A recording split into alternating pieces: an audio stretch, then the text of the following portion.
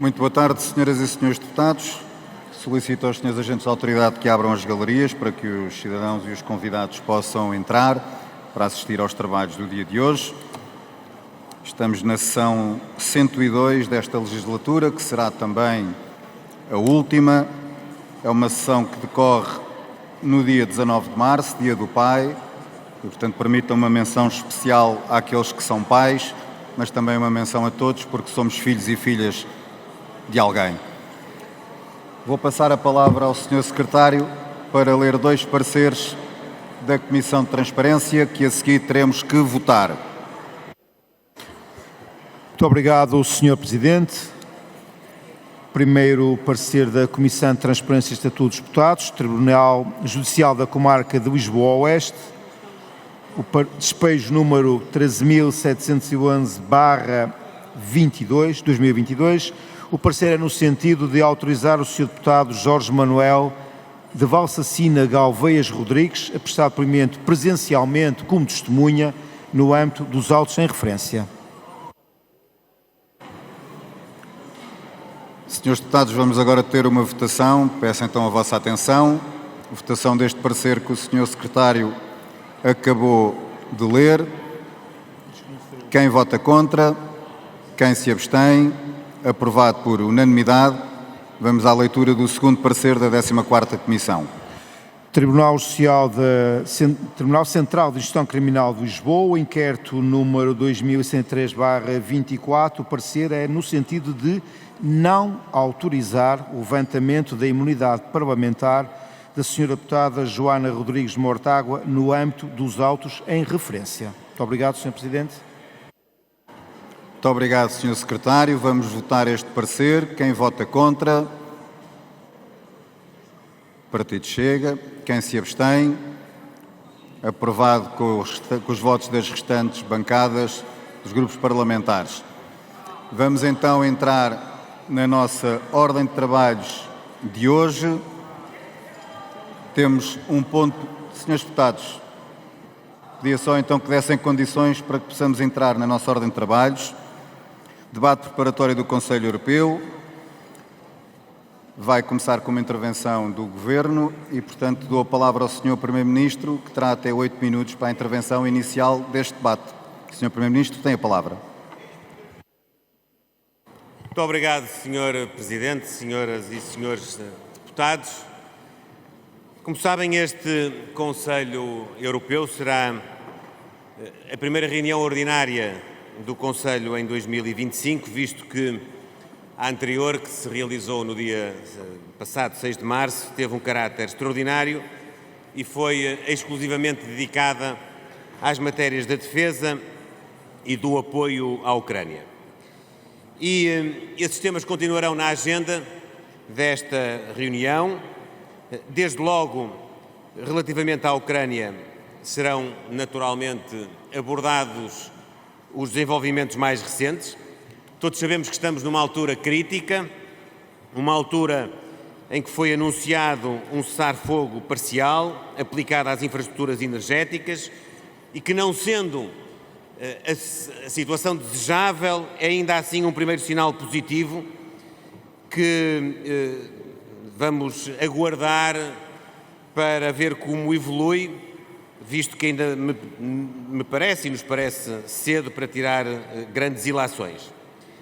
Não há dúvida também que há um consenso muito alargado no seio da União de que um processo de paz para a Ucrânia e para este conflito tem de envolver a Ucrânia, tem de envolver a União Europeia para poder compaginar uma paz justa e duradoura no respeito pela soberania da Ucrânia e no respeito pela aplicação do direito internacional. Sabemos também que têm vindo a ser debatidas e analisadas várias formulações deste processo em formatos também eles alargados, não só com a participação de parceiros da União Europeia e mesmo da Aliança Transatlântica, como outros, como ainda aconteceu no passado sábado, numa reunião promovida pelo Reino Unido e pela França e na qual participaram, entre outros, a Austrália, a Nova Zelândia, para além, naturalmente, de parceiros da NATO, como o Canadá ou a Turquia. Do ponto de vista da defesa, será dado prosseguimento ao debate que já foi encetado em reuniões anteriores, agora à luz do livro branco sobre o futuro da defesa europeia, que hoje mesmo a Comissão apresentou e que amanhã será também alvo de um debate mais alargado no seio do Conselho. Conselho que se dedicará também a uma avaliação do sistema multilateral, com a participação especial do Secretário-Geral das Nações Unidas, Engenheiro António Guterres. Sabemos que o nosso momento, em termos de valorização do multilateralismo, é problemático. Sabemos que é necessário fortalecer as organizações internacionais à cabeça das quais as Nações Unidas, porque só isso poderá promover o respeito pelo direito internacional, pelo direito humanitário, pela salvaguarda dos direitos fundamentais das pessoas, dos cidadãos. Mas, senhoras e senhores deputados, é nossa convicção, é minha convicção, que sendo estas matérias muito relevantes, sobre as quais tem vindo a incidir o debate no seio da União Europeia, aquilo que vai verdadeiramente estar no centro, mais uma vez, da atenção do Conselho e que é nevrálgico no desafio que temos diante de nós, porque é a partir da competitividade da nossa economia que se vai projetar também toda a dinâmica do quadro geopolítico e mesmo da repercussão na qualidade de vida dos cidadãos, na dinâmica dos Estados-membros. É a partir da economia que também se vai projetar o desenvolvimento da área da defesa, da área da segurança, da dissuasão, da nova ordem internacional e europeia, que, do nosso ponto de vista, nós nos devemos, de facto, concentrar. A Europa não pode perder tempo. A Europa tem de ser rápida, a Europa tem de ser eficiente, a Europa tem de responder de maneira a ter políticas que promovam um crescimento coeso de todo o seu espaço, de modo a poder afirmar-se no contexto internacional como um bloco comercial competitivo, com capacidade produtiva, com capacidade de poder ombrear com os outros blocos comerciais na conquista de mercado, na conquista de capacidade de vanguarda, de inovação, de conhecimento, de desenvolvimento de novas tecnologias, de capacidade de não ficar para trás na agenda de transformação económica que hoje nós sentimos e verificamos um pouco por todo o mundo. E para isso há desafios que são muito prementes, que são debatidos há vários anos, mas que têm de ser vencidos e ultrapassados. O primeiro é o da simplificação, nem mais nem menos do que um desafio que nos diz muito também a nós portugueses. Nós precisamos de uma economia, precisamos de uma relação entre os cidadãos, as empresas e a administração menos complexa e, por via disso, mais indutora de capacidade transformadora. Nós não podemos ombrear no mercado internacional com outras geografias onde as exigências e a complexidade são menores e, por via disso, os processos produtivos são mais ágeis e tornam a capacidade produtiva mais eficiente. Nós temos mesmo de ser mais eficazes e temos de começar no plano europeu e depois temos também de concretizar isso no plano nacional. Uma segunda prioridade na área energética. A Europa não pode ficar a lamorear-se, como tem acontecido ao longo dos últimos anos, a queixar-se de ter pouca autonomia, a queixar-se de ter um custo energético que é 4, 5 vezes superior a outros blocos comerciais, em particular o americano, e não fazer nada por isso.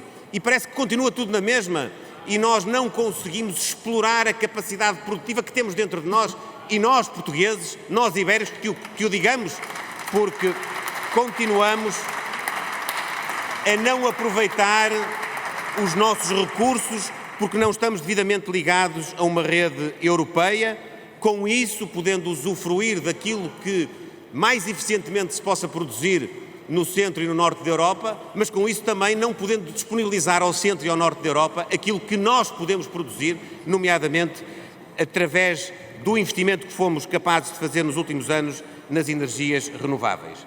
E depois, a famigerada união das poupanças, a união bancária, a união financeira como trave mestra de uma capacidade de financiamento superior da nossa economia.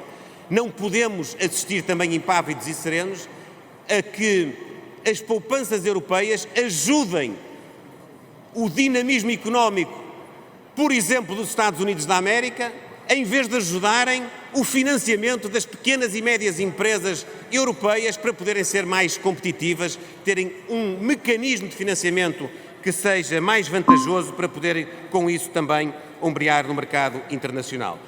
Por isso, eu termino dizendo, senhoras e senhores deputados, nesta altura, competitividade significa também melhor posicionamento geopolítico e também vencer desafios como...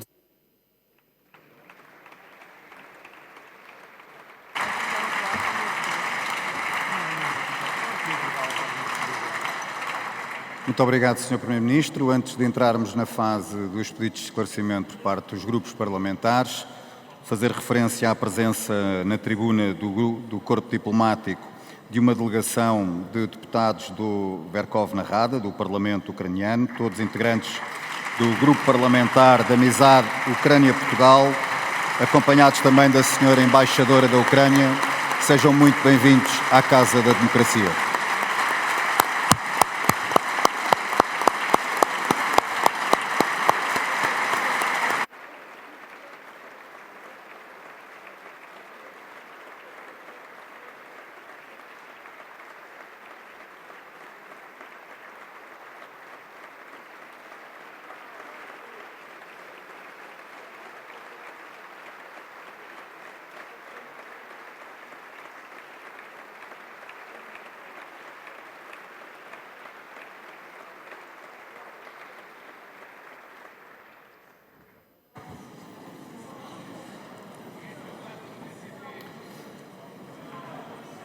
O primeiro grupo parlamentar a fazer pedido de esclarecimento será o grupo parlamentar do PSD. Terá esse período dividido entre dois senhores deputados e depois, no final, o Sr. Primeiro-Ministro irá responder. E iremos proceder assim com todos os grupos parlamentares. Portanto, o PSD, a primeiro pedido de esclarecimento será do Sr. Deputado Paulo Muniz. Tem até 8 minutos para o efeito, Sr. Deputado. Muito obrigado, Sr. Presidente, senhoras e senhores deputados, Sr. Primeiro-Ministro, Srs. Ministros, Sra. Secretária de Estado. Sr. Primeiro-Ministro, começo com a sua parte final da sua intervenção e que se prende com o posicionamento da nossa relação transatlântica e a nossa relação em particular com os Estados Unidos, que faz de Portugal e de si em particular um interlocutor privilegiado no quadro dos decisores da União Europeia. Aliás, a sua serenidade, a segurança da sua visão em relação também aos Estados Unidos é motivo de orgulho para Portugal e é motivo também de regozijo no quadro dos seus pares no Conselho. Queria-lhe perguntar também se nesta linha aquilo que é a nossa relação atlântica, euroatlântica, que os Açores e a Madeira nos projetam como nenhum outro país da União Europeia, se é através também desta relação centenária, histórica com os Estados Unidos, que nós devemos abandonar aqueles que defendem aquela visão radical de que, por termos uma administração temporária, devemos cortar laços que nos prejudicariam, ademais, quando não tivemos tempo para nos preparar para esta substituição. E, portanto, para a Ucrânia parece-nos muito importante a continuidade, como parece ser o caso do apoio dos Estados Unidos, e queria, Sr. Primeiro-Ministro, que nos reconfirmasse a sua defesa dos interesses de Portugal, inteligentemente, a par da defesa intransigente dos valores europeus no que a Ucrânia diz respeito. A minha segunda pergunta, a segunda intervenção, tem a ver com aquilo que são, ou com aquilo que é, o programa Rearmar Europa. Nós, através daquilo que foi a pronúncia da Sra. Presidente da Comissão, todos já sabíamos que temos que ter uma posição soberana, de força, de autonomia na nossa defesa e na nossa segurança coletiva, e isto significa que há a assunção da necessidade de 800 mil milhões de euros a 4 anos para fazer face a esses investimentos, e há uma opção política de utilização daquilo que é a política e de fundos de coesão para este efeito. Portugal, naturalmente, por não estar tão próximo do epicentro do conflito, terá eventualmente um tempo mais alongado para fazer esses investimentos, mas em todo o caso preocupa-nos a nossa política de coesão, que é fundamental para o nosso setor primário, para a nossa formação, para as regiões autónomas, para o país, e gostaríamos que o Sr. Primeiro-Ministro nos também esclarecesse sobre o nosso posicionamento na defesa dos interesses do país.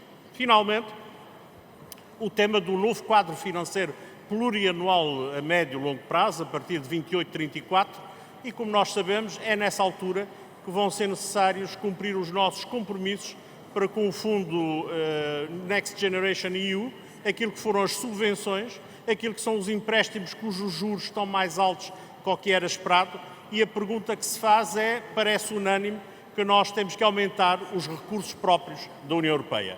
Isso poder-se-á fazer com mais política fiscal, aduaneira, recursos que vêm do IVA ou novas receitas diretas dos Estados-membros.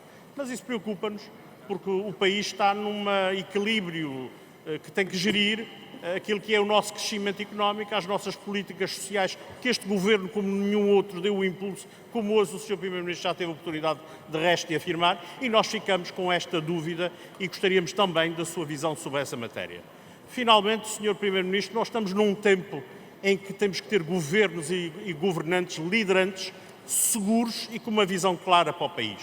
Nesta mudança do mundo, ele não se compadece com lideranças amnésicas e troca-tintas. Muito obrigado.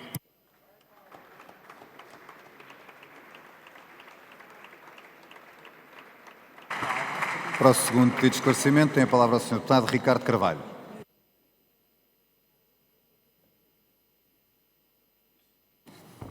Muito obrigado, Sr. Presidente, Sr. Primeiro-Ministro, Srs. Ministros, Sra. Secretária de Estado, Srs. Deputados. Um dos assuntos mais importantes a debater amanhã no Conselho Europeu, como o Sr. Primeiro-Ministro já disse, é sem dúvida a competitividade. Vivemos tempos de incerteza na conjuntura internacional, com desafios complexos, o que obriga a União Europeia e também Portugal a reforçarem a sua ambição estratégica para serem verdadeiramente competitivos. Temos que estar empenhados para atuar de forma decisiva e assegurar a longo prazo a nossa prosperidade e liderança na cena mundial e fortalecer a nossa soberania estratégica.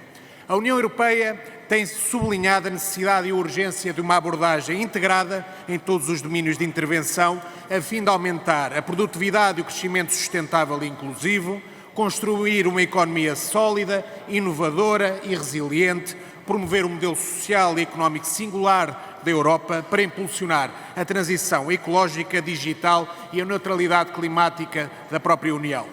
Portugal e este Governo da AD também têm feito o seu caminho neste domínio, com importantes decisões e resultados neste último ano que importa salientar. Acelerámos e recuperámos o tempo perdido no PRR, descemos o IRC, conseguimos um novo acordo de concertação social até 2028. Há mais investimento estrangeiro e investimento em setores estratégicos. Pusemos o Banco de Fomento a funcionar e estamos a apoiar as nossas pequenas e médias empresas. Tudo isto com crescimento económico acima da média da zona euro, sem comprometer a execução orçamental com excedente e reduzindo a dívida pública durante o ano 2024.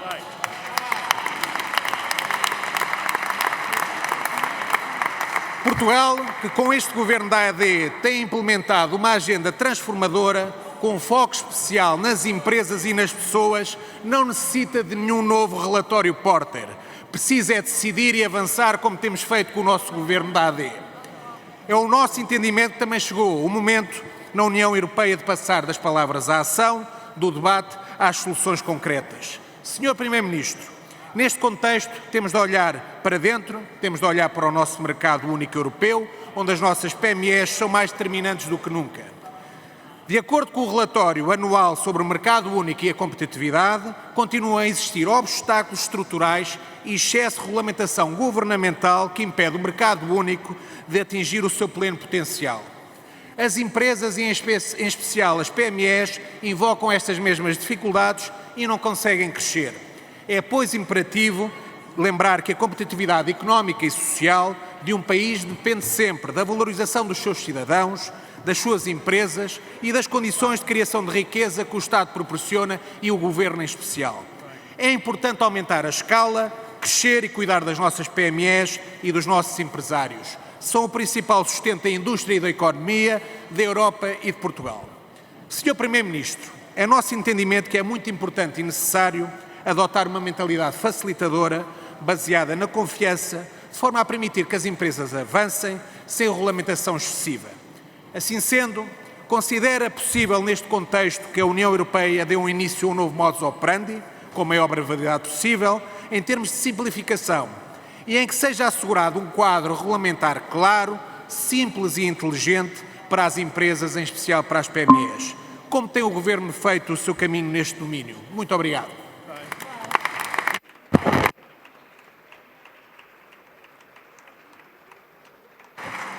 Para responder, tem a palavra o Sr. Primeiro-Ministro. Tem até 8 minutos. Muito obrigado, Sr. Presidente, senhoras e senhores deputados, Sr.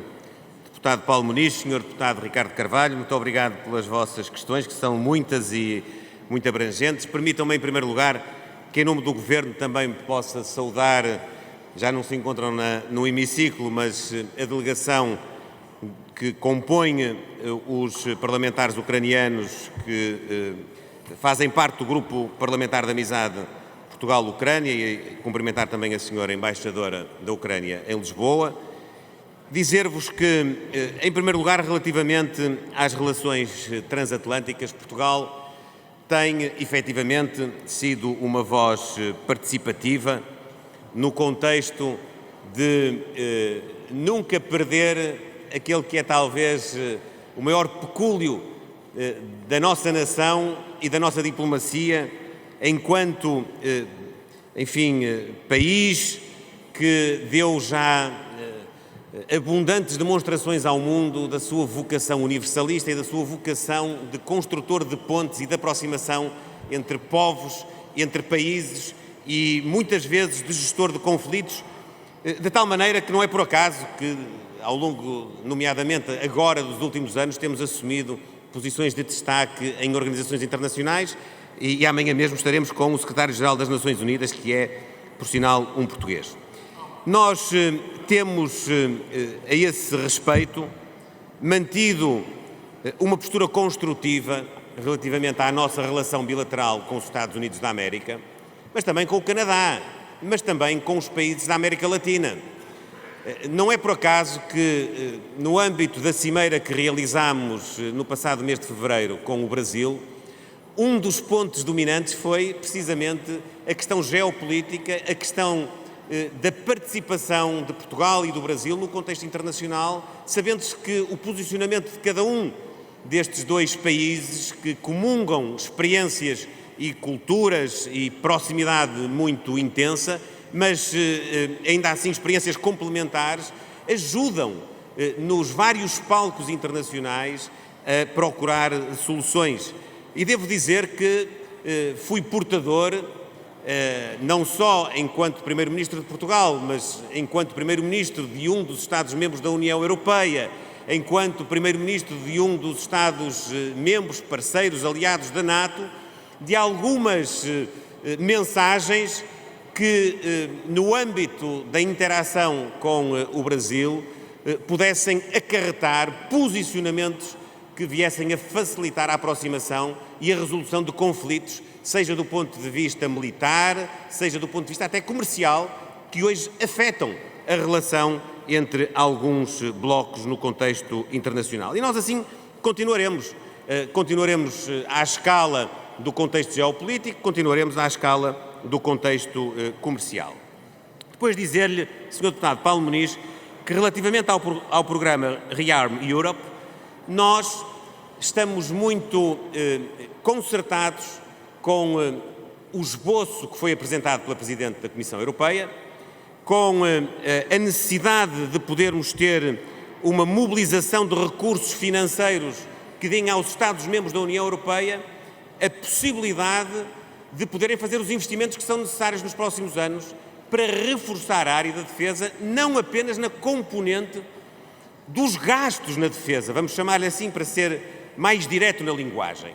Nós temos de encarar este reforço da despesa na área da defesa como um investimento, não apenas como uma despesa. Nós não queremos pôr a Europa, os Estados-membros, e muito menos queremos pôr aquela que é a nossa responsabilidade principal, que é Portugal, a comprar mais material militar. Não é assim que se faz um investimento na defesa. Nós queremos estar mais habilitados nas nossas capacidades, mas queremos fazê-lo à conta do estímulo pelas nossas indústrias, pela nossa capacidade produtiva.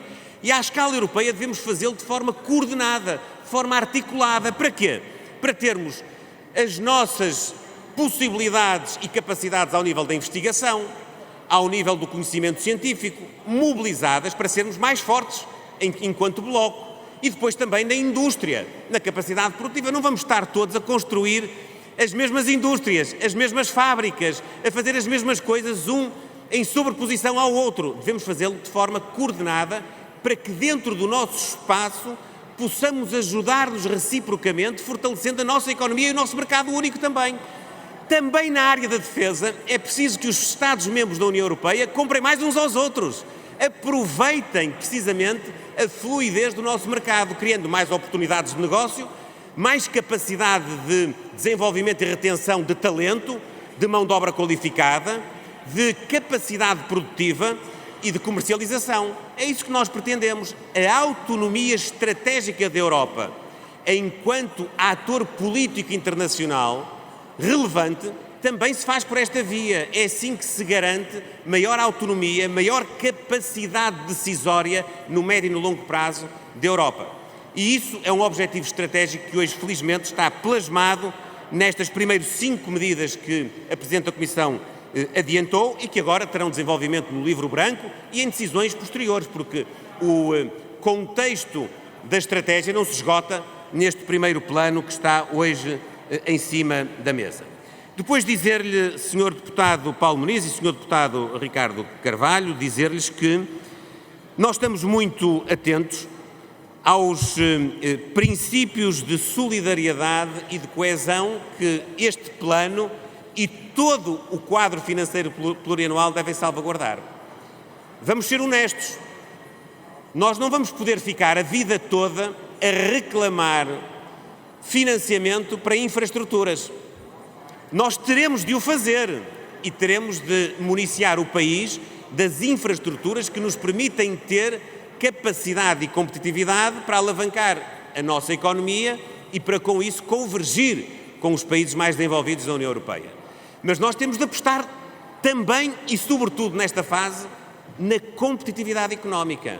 Nós temos de olhar para a coesão não apenas sobre o ponto de vista do investimento na infraestrutura, mas no ponto de vista do investimento na capacidade transformadora, na capacidade produtiva, na capacidade de alavancar a nossa economia. Por isso, Sr. Deputado Ricardo Carvalho, é tão importante que se consiga conjugar o plano europeu com as políticas dos Estados-membros e, no caso concreto de Portugal, com as políticas nacionais, ao nível da competitividade fiscal, ao nível da diminuição dos custos de contexto, ao nível da simplificação, ao nível da capacidade de dar às empresas ganhos e um quadro legislativo onde elas possam ganhar escala, onde elas possam crescer, onde elas possam ser mais fortes no mercado, onde elas possam aproveitar as novas sinergias que, por exemplo, a digitalização também incorpora.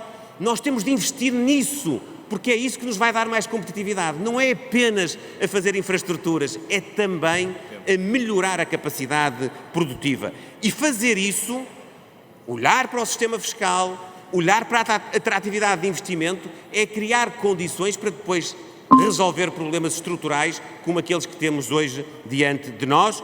É isso que também está hoje em cima da mesa do Conselho e nós seremos uma parte ativa da procura das soluções.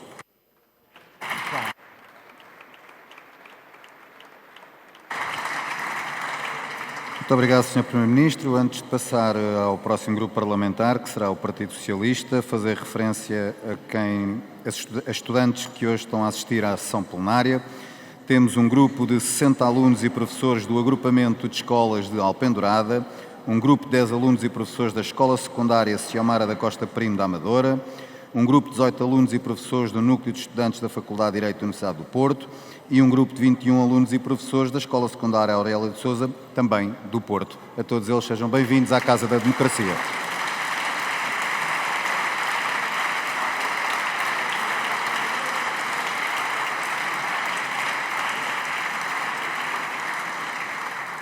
O Grupo Parlamentar do Partido Socialista também vai dividir o seu tempo com dois pedidos de esclarecimento e o primeiro será do Sr. Deputado João Paulo Rebelo. Tem a palavra para o efeito. Muito obrigado, Sr. Presidente, Sr. Primeiro-Ministro, Srs. Ministros, Sra. Secretária de Estado, Senhoras e Senhores Deputados. Quis o destino e, muito em particular, o Sr. Primeiro-Ministro, que este fosse o último debate desta legislatura. O Sr. Primeiro-Ministro condicionou, de facto, o destino. É evidente que este tempo é muito escasso para a amplitude, para a magnitude do que está aqui em causa. Realiza-se amanhã, muito provavelmente depois da manhã também, um Conselho Europeu nestes tempos que eu diria de angústia, tempos em que o respeito pelo direito internacional não parece estar em alta, tempos em que, como o Sr. Primeiro-Ministro já referiu, as relações que privilegiam o multilateralismo estão também postas em causa, no fundo, valores essenciais à União Europeia, como sendo a paz, a prosperidade, o respeito pelos direitos, estão de facto em causa. O Sr. Presidente do Conselho Europeu, António Costa, já alertou, efetivamente, na carta de convite que fez aos chefes de governo, para a necessidade da reunião ser prolongada, de facto, por mais um dia. As questões da competitividade, como o Sr. Primeiro-Ministro aqui já referiu, as propostas que deverão surgir antes do verão para um próximo quadro financeiro plurianual, que deixo para a minha colega que também intervirá, mas as questões da Ucrânia, do Médio Oriente, o que tudo isto implica na criação de um sistema de defesa europeu, voltam a estar na ordem do dia. E são, de facto, verdadeiramente importantes para os tempos de hoje. Hoje mesmo, aliás, foi conhecida a publicação do Livro Branco sobre a Defesa Europeia e o plano Rearm Europe, Prontidão 2030, a que também já se referiu o Sr. Primeiro-Ministro. A Sra. Presidente, Ursula von der Leyen, tem dito que é necessário produzir mais na Europa, é necessário comprar mais na Europa, é essencial desenvolvermos a indústria do armamento para contribuir, de facto, também para mais inovação na União Europeia. Eu não posso deixar de dizer que é com tristeza, e julgo que partilharemos este sentimento, que em 2025, neste século XXI, e depois, sobretudo, do que se passou no século passado, nós estejamos hoje focados em investir numa indústria que trouxe, de facto, as atrocidades, que trouxe a angústia, a guerra no século passado. Devíamos ter aprendido, infelizmente não aprendemos, e, Sr. Primeiro-Ministro, evidentemente que o Partido Socialista não é um partido lírico que não perceba e que, evidentemente, apoie que nós temos que estar preparados para a guerra para conseguir garantir a paz. É de facto aqui que estamos, mas há uma coisa que é preciso nós pensarmos, Sr. Primeiro-Ministro. Pode esta negociação em curso que está a acontecer com um tradicional aliado português, é verdade, os Estados Unidos da América, mas que hoje tem à sua frente o Presidente que tem, e não nos acuse, Sr. Primeiro-Ministro, de sermos irresponsáveis ou radicais, porque o próprio Presidente da República já veio dizer que as nossas relações têm que ser, evidentemente, condicionadas consoante a evolução das posições dos nossos parceiros também. Estamos muito preocupados, Sr. Primeiro-Ministro, e queremos que Portugal tenha uma voz, efetivamente, no Conselho Europeu que ponha às claras de todos o negócio que está a acontecer e que a paz na Ucrânia não pode ser alcançada, evidentemente, nesta perspectiva mais do que economicista, nesta perspectiva verdadeiramente usurária dos bens, do fundo das riquezas daquele país. Sr. Primeiro-Ministro, é evidente que eu quero perguntar-lhe se Portugal, apesar de um país pequeno, vai erguer fortemente a sua voz na defesa de um acordo que objetivamente envolva todas as partes e que ponha Portugal também nesse princípio. O que se passa na Palestina e no Médio Oriente é uma vergonha, Sr. Primeiro-Ministro. Nós já tivemos a oportunidade aqui há algumas semanas de propor ao Governo o reconhecimento do Estado da Palestina. O Governo perdeu essa oportunidade, na verdade enredou-se em detalhes político-burocráticos. Quando o Sr. Primeiro-Ministro fala em simplificação, era tão simples, Sr. Primeiro-Ministro, era reconhecer o lado da decência, era estar contra a barbárie e contra mais uma vez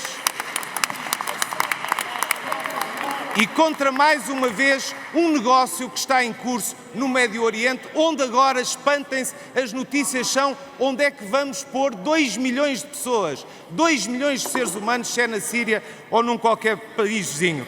Sr. Primeiro-Ministro, há boas notícias, no entanto. Há um líder que foi deposto nas Filipinas, que foi determinada a sua detenção pelo Tribunal Penal Internacional. Estas são boas notícias para a dita ordem mundial, para o respeito do direito internacional. É aí que Portugal tem que estar, é aí que nós queremos que o Sr. Primeiro-Ministro represente no Conselho Europeu amanhã esta postura, estes valores, a grandeza de sermos pequenos em territórios, mas grandes em princípios e em valores. Muito obrigado.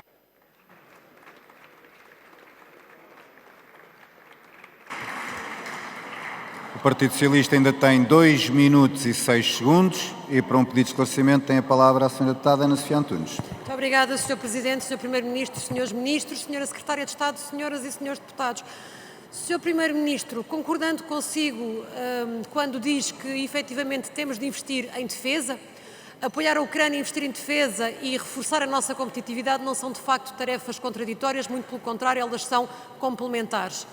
Sem, contudo, deixarmos de ter presente que investir em defesa na atualidade não deixa de passar necessariamente por termos de investir onde não queremos, porque não temos cá dentro os recursos de que efetivamente a Ucrânia precisa.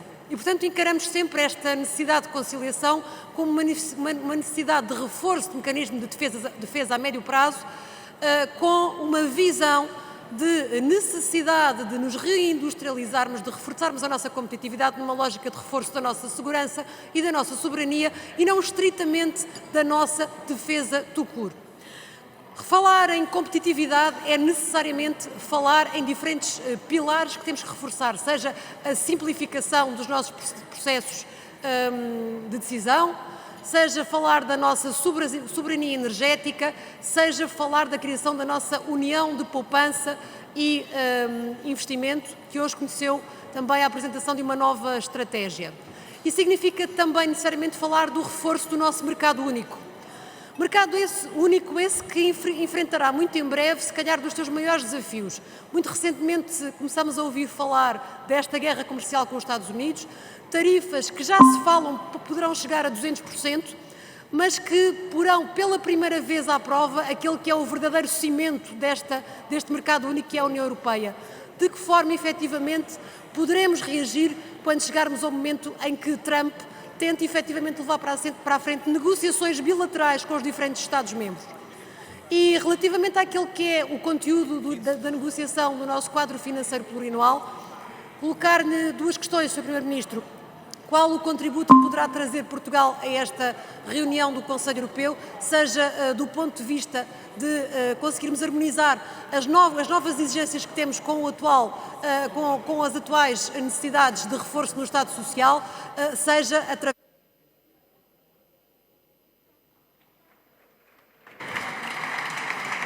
Muito obrigado, Sra. Deputada. Para responder, até 8 minutos, tem a palavra o Sr. Primeiro-Ministro. Muito obrigado, Sr. Presidente, Senhoras e Srs. Deputados, Sr. Deputado João Paulo Rebelo, Sra. Deputada Ana Sofia Antunes, também agradecer-vos as vossas questões, também elas diversificadas, tentando cumprir, digamos, os pontos principais que abordaram. Em primeiro lugar, relativamente a este projeto europeu de reforço da nossa segurança, do nosso contributo para a estabilização, para a dissuasão face a ameaças externas. Naturalmente é disso que nós estamos a falar. Quando nós investimos ou queremos investir mais em defesa, é sobretudo para garantir a paz, como dizia agora a senhora deputada Ana Sofia Antunes e como o senhor deputado João Paulo Rebelo também enunciou. Nós precisamos de estar habilitados nas nossas capacidades para podermos salvaguardar a nossa soberania, a integralidade dos nossos territórios, a salvaguarda dos direitos, liberdades e garantias dos nossos cidadãos, o respeito do direito internacional e, no fundo, suster ímpetos e intenções de agressão, de invasão mesmo, que, do ponto de vista externo, se nos podem vir a colocar.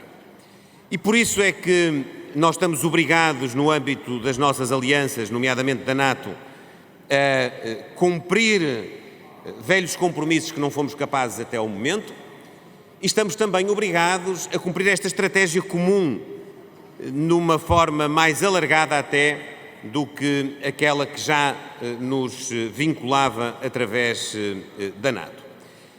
E dizer-vos que se à altura, do ponto de vista histórico, onde nós podemos contribuir para o fazer, quer do ponto de vista ativo na nossa responsabilidade direta, quer do ponto de vista da solidariedade para com os nossos parceiros, que não tendo a situação económica e sobretudo financeira que nós temos, a altura em que nós podemos contribuir de forma solidária é esta. Eu já tive a ocasião de dizer à mesa do Conselho Europeu e transmito aqui na Assembleia da República que, em nome do governo português, hoje posso dizer aos nossos parceiros europeus que eles talvez possam compreender hoje melhor que quando lá atrás nós estávamos sob grande pressão para recuperarmos o nosso país do desequilíbrio financeiro em que nos encontrávamos e pedimos alguma flexibilidade das regras europeias, nomeadamente as regras do Pacto de Estabilidade e Crescimento, e nem sempre nos foi possibilitado isso. Talvez hoje, quando eles reclamam para si mesmos essa flexibilidade, nomeadamente para cumprir este desígnio novo de investir mais na área da defesa, seja uma boa altura para fazermos essa avaliação, mas também para termos um comportamento diferente daquele que alguns tiveram para connosco. E eu quero dizer isto mesmo. Nós, em Portugal, hoje, não precisamos da flexibilidade das regras de estabilidade para podermos investir mais na área da defesa. Nós hoje, em Portugal, vimos de anos sucessivos de superávit orçamental. Se nós quisermos investir mais e cumprir o nosso plano de acréscimo na área da defesa, nós não precisamos de violar as regras do Pacto de Estabilidade e Crescimento. Nós temos capacidade de nos endividarmos dentro das regras. O que nós temos de responder no âmbito da União Europeia é se estamos disponíveis para permitir aos outros que não têm essa possibilidade, ainda assim, a capacidade de o fazerem. E eu orgulho-me de, em nome do Governo de Portugal, e creio com a anuência da maioria dos representantes do povo português aqui neste Parlamento, poder dizer que sim, nós estamos solidários com aqueles que, não tendo a posição financeira de Portugal, ainda assim precisam de ter essa capacidade. Estamos solidários com eles na procura de um instrumento de financiamento que lhes dê a possibilidade de eles poderem ir à procura do financiamento que lhes permite o reforço do investimento na área da defesa. É por isso que nós demos a nossa anuência à ativação da cláusula de salvaguarda do Pacto de Estabilidade e Crescimento, que facilita o aumento da despesa na área da defesa sem penalizar a estabilidade das contas públicas dos Estados-membros, isto é, flexibilizando estas regras. Repito, não que nós precisássemos disso, porque nós podíamos fazê-lo dentro das regras e podíamos fazê-lo já agora a uma taxa de endividamento no mercado que seria absolutamente comportável, porque felizmente o rating da República Portuguesa hoje nos permite isso. Mas ser solidário é também isto, é quando nós estamos numa situação de maior vantagem, compreendermos aqueles que não estão na mesma situação do que nós.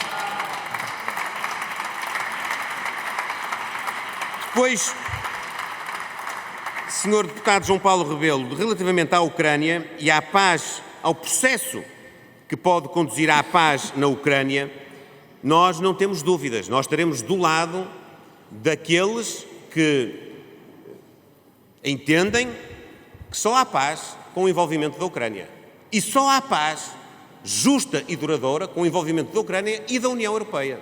E é isso que nós temos sustentado, quer no nosso diálogo bilateral com o Presidente Zelensky, quer no âmbito da nossa participação nas discussões do Conselho Europeu ou até de forma mais alargada em fóruns onde temos participado com os países aliados da NATO e com outros países que se têm juntado a esforços que têm sido impulsionados, nomeadamente pelo Primeiro-Ministro britânico e pelo Presidente francês. É a nossa convicção que será possível atingir um entendimento que envolva a Ucrânia, que naturalmente terá de envolver também a Federação Russa, também não há como ignorar isso, e que possa colocar em cima da mesa garantias de segurança.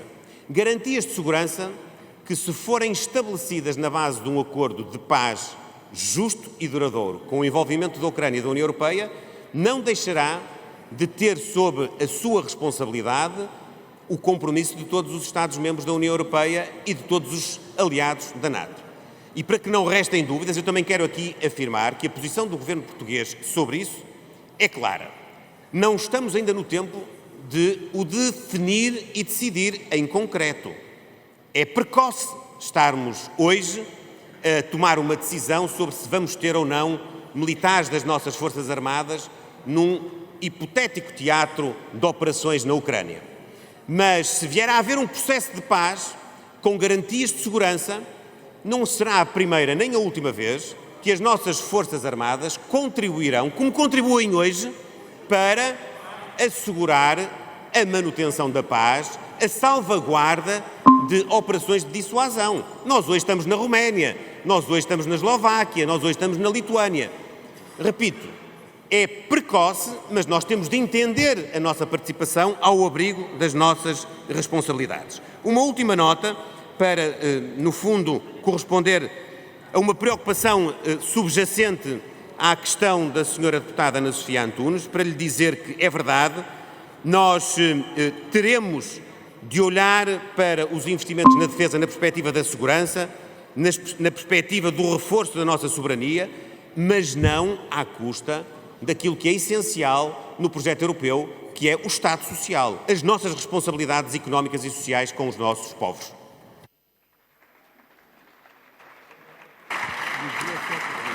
Muito obrigado, Sr. Primeiro-Ministro.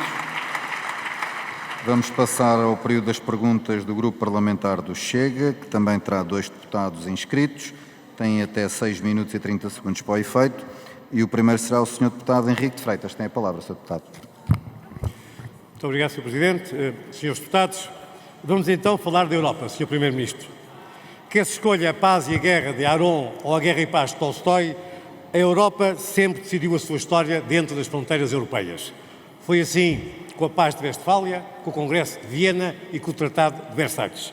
Mas hoje, numa planície europeia, a valentia foi ucraniana, mas a invasão é russa. E nessa circunstância, a paz é gerida e decidida em Riad, em Jeddah, na Arábia Saudita, com Bin Salman, numa paz impulsionada pelo Presidente Trump. Mas não admira. Hoje temos Macron, Stammer, Scholz, Sanches, Costa, Ursula, Carles, Rua e até importamos Trudeau. Todos eles derrotados politicamente nos seus países, a formar o clube dos políticos mortos, que não dos poetas, porque para isso não tem alma nem chama. Um clube de perdedores que atirou a Europa para fora da história. Um clube que inundou a Europa de dívida, que reduziu ao mínimo as suas forças armadas. E são estes mesmos que agora querem convencer-nos, através da emissão de mais dívida e o saque sem precedentes da poupança individual dos europeus, que querem rearmar a Europa. Mas como chegámos aqui? Chegámos porque a Europa culturalmente tropeçou no maio de 68, no Concílio Vaticano II, bateu de frente no Muro de Berlim, institucionalmente ageneirou com Maastricht e deu um passo em falso com o Tratado de Lisboa. Ideologicamente, a Europa viveu a conversão cultural do marxismo, em que a revolução já não apelava ao proletariado, mas sim às minorias oprimidas, onde o combate ao capitalismo deu lugar ao ódio à civilização ocidental. Lançámos assim a Europa na mundialização, no multiculturalismo e nas políticas religiosamente sentidas da diversidade, da equidade e da inclusão. Foi o triunfo ideológico da esquerda e do politicamente correto que passou ela própria, neste século, a definir com a chancela do poder mediático o que é justo, o que é verdadeiro, o que é bem e o que é mau. E do alto da moral foi a esquerda que decide o que é a direita, o que é muito à direita, o que é demasiado à direita, o que é extremamente à direita. E a esquerda habituou-se a olhar para a direita clássica do Sr. Primeiro-Ministro como ela se deixava olhar, complexada, inibida, submissa, que pedia autorização para existir, que vivia ajoelhada e que só em murmúrio defendia as suas convicções, exceto o seu europeísmo provinciano. E uma outra direita apareceu, que aqui representamos, que aqui, hoje em dia, falamos, que é descomplexada, corajosa e que se atreve a contradizer a hegemonia intelectual daquela esquerda, levantando as bandeiras da imigração descontrolada, da insegurança, da corrupção, dando-se voz às preocupações dos populares. E os ventos políticos que sopraram levam a que a esquerda e o politicamente correto escolham Bruxelas e a União Europeia como praça forte da sua resistência ideológica. Aqui chegados temos de ser claros, esta esquerda tem que ser derrotada numa coligação vitoriosa das várias direitas. E neste tempo de renascimento intelectual dos conservadores e patriotas, quero aqui dizer com orgulho que pertencemos a uma nação e a um povo, sem medo de nos chamarem racistas, xenófobos ou fascistas. Porque a esses antifascistas de carnaval, a esses antifascistas de contrabando, não escapava sequer um insulto Churchill ou de Gaulle. Pergunto assim, Sr. Primeiro-Ministro, está o governo português confortado com a iniciativa do Reino Unido? Está o governo português confortado com o plano de rearmamento militar que levará certamente a uma espiral inflacionária na zona euro? Pare, pense e olhe, Sr. Primeiro-Ministro, para esta Europa. Quem connosco caminhar poderá sempre responder como Camões que os portugueses somos do Ocidente. Disse.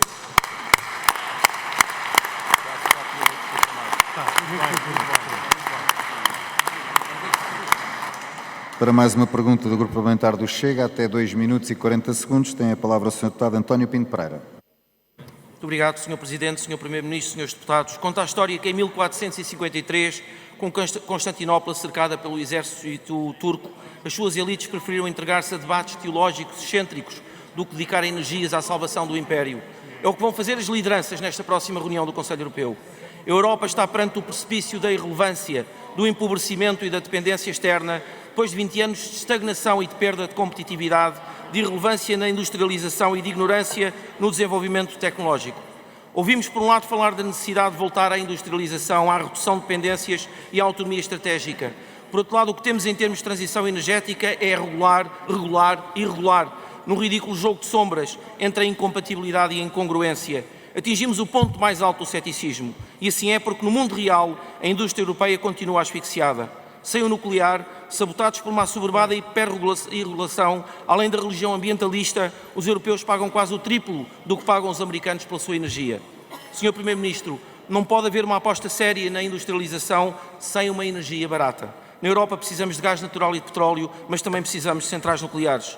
Por muito que vos custe, isto é viver um mundo real. Pergunto, Sr. Primeiro-Ministro, é esta, por uma vez na vida, talvez a última na sua, a mensagem de bom senso que Portugal leva à Europa? Também ouvimos falar de rearmamento, o que aplaudimos. Por esclarecer fica, no entanto, se a Europa e Portugal farão agora o que foi tantas vezes anunciado de forma inconsequente. Até parece que Portugal nem se chegou a candidatar ao programa de apoio europeu ao fabrico de munições. É o habitual com este seu governo, tal como foi com o anterior governo socialista. Sr. Primeiro-Ministro, rearmar não é só fazer chover euros sobre o setor da defesa, como numa qualquer mesa de casino. Rearmar é recriar uma base industrial sólida, perceber em que setores temos ou podemos ter uma vantagem competitiva. Portugal tem-se distinguido no fabrico de drones, nicho estratégico altamente promissor, em que a ambição do Estado deverá ser a de um enorme reforço de capacidades. Mas pergunto, o que pode vir a ter, na perspectiva do Governo, a indústria portuguesa de defesa para oferecer à Europa? Defender Portugal e a Europa exige estratégia, realismo e sangue frio, não apenas slogans ou anúncios bombásticos, mas vazios. Muito obrigado.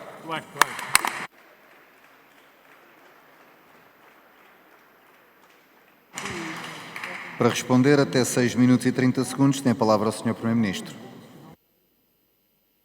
Muito obrigado, Sr. Presidente, Senhoras e Senhores Deputados, Sr. Deputado Henrique Freitas, Sr. Deputado António Pinto Pereira, também vos agradeço as vossas reflexões e questões.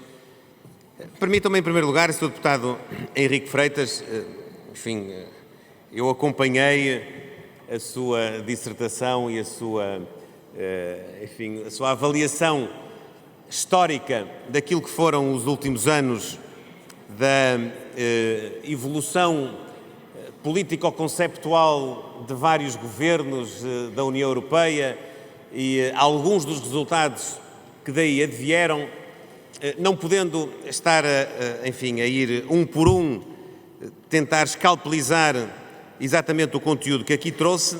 Em todo caso, há uma dúvida com que fiquei e tenho que partilhar com a Câmara e consigo diretamente. É que, no meio de toda essa reflexão, onde aqui e ali até disse algumas verdades e, enfim, concluiu que alguns resultados foram obtidos em contramão com aquilo que foram as proclamações lá atrás, há 15, há 20 anos atrás, é verdade, mas eu fiquei sem saber o que é que o Chega e o Sr. Deputado entendem sobre a situação atual. Desde logo sobre a situação atual na Europa e relativamente à guerra da Ucrânia. Eu fiquei sem perceber se o Sr. Deputado acompanha ou não acompanha a postura, o conteúdo do governo português, da União Europeia, no apoio à Ucrânia, no apoio militar, no apoio político, no apoio humanitário e também no desenho de um processo de paz que tenha o envolvimento da Ucrânia e o envolvimento da União Europeia. Porque não ficou claro. É verdade, Sr. Deputado, é verdade que há encontros na Arábia Saudita, é verdade que há um contexto geopolítico novo com a participação do novo presidente americano, isso é tudo verdade. Mas qual é a posição que o Chega tem relativamente a esta questão? É defensor? Por um lado, o Sr. Deputado parece que se queixou, por exemplo, da importância do ascendente que neste contexto destas reuniões a nova administração americana tem. Mas depois não ficou claro se é defensor e seguidor daquilo que são o conteúdo em concreto que é sustentado pela administração americana. Era importante que ficasse claro qual é o entendimento que o Chega tem a esse propósito. Da mesma maneira, quando critica aquilo que é hoje um processo de rearmamento, aquilo que é hoje um processo de maior investimento, não fica claro o que é que o Sr. Deputado defende. O que é que o Sr. Deputado defende neste sentido? Queixou-se dizendo, porventura com alguma razão, que fruto, enfim, de entendimentos políticos contemplativos, de definhamento da importância do posicionamento geoestratégico, da autonomia estratégica da sua própria afirmação e definição no contexto europeu, queixou-se do resultado a que nós chegamos e que o Sr. Deputado António Pinto Pereira depois até adjetivou, também com alguma razão, do ponto de vista da irrelevância, do ponto de vista da secundarização da União Europeia enquanto ator político internacional. Mas depois parece que a vossa posição é que não se faça nada, que fique tudo na mesma, porque se nós queremos responder a isso investindo mais, investindo para sermos mais autónomos, investindo para termos mais capacidade, investimos para precisamente não estarmos na esfera da disponibilidade de outros, ainda que sejam nossos aliados, para podermos ser detentores do nosso processo de decisão, e o Sr. Deputado parece que está contra isso. Ou seja, eu posso estar enganado, mas das vossas intervenções deu-me a impressão que os senhores deputados são contra tudo e contra todos. E, portanto, sinceramente, eu acho que isso não é posição para podermos definir como é que podemos, de facto, inverter um caminho que teve um contexto, é verdade, teve um contexto de diminuição da nossa capacidade de podermos decidir o nosso futuro. Isso é indiscutível. Quem na Europa não perceber isso, de facto, não percebeu o que é que aconteceu nos últimos 20 ou 30 anos. Não percebeu. E é por isso que nós temos sido uma parte ativa, foi a pergunta que me colocaram, nós temos sido uma parte ativa da construção de mecanismos que deem aos Estados a possibilidade de inverter esse rumo e de contribuir para o reforço das nossas capacidades. E que o façamos de uma forma articulada e coordenada. Não há outra possibilidade. Nós não temos, na Europa, uma possibilidade de afirmação que não seja como um bloco. Nós temos de atuar como um bloco político, como um bloco económico e também como um bloco na área da segurança e da defesa. É uma construção muito meticulosa e muito melindrosa, porque a Europa não é uma federação de Estados, a Europa não tem as possibilidades do ponto de vista da gestão política que outros blocos asseguram. Seja do ponto de vista da própria estrutura do sistema político, seja do ponto de vista da conciliação das soberanias dos Estados-membros e da sua conjugação. Nós, por exemplo, nem todos os Estados da União Europeia são membros da NATO. Só 23 dos 27 Estados são membros da NATO. Nós temos de articular este desenho e ele é difícil. Mas há uma coisa onde eu creio não há dúvidas e é por isso que nós temos estado ao lado da iniciativa do Primeiro-Ministro britânico, do Presidente francês, no sentido de podermos articular e coordenar a capacidade produtiva da Europa, adequando-a à nossa autonomia estratégica, reforçando políticas de competitividade, nomeadamente na área energética, sem as quais nós não conseguimos alcançar esse objetivo, e ao mesmo tempo estimularmos a nossa relação transatlântica e a nossa relação com outros blocos e países de outras geografias, seja no Médio Oriente, seja nos países do Golfo, seja na América Latina, seja com a Índia, seja com a Austrália, com a Nova Zelândia. A Europa tem de olhar para o mundo, indo buscar parceiros.